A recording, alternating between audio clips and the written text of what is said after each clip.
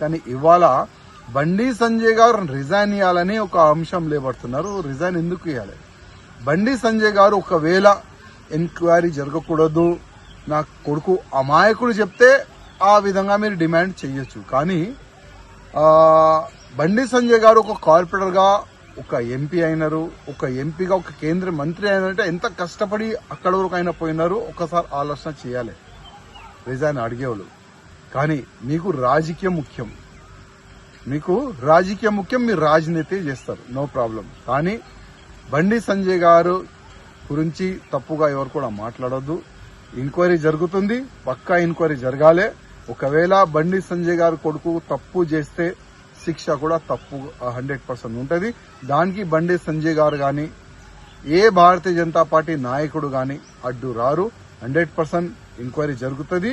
ఆ ఎంక్వైరీలో ఏమొస్తుంది అది నేను చెప్పలేను. కానీ మా పార్టీ నుంచి క్లియర్ గా ఒక మెసేజ్ ఉంది, ఎవరైనా తప్పు చేస్తే శిక్ష పక్కా ఉంటుంది, అది ఎవరైనా ఉండదు.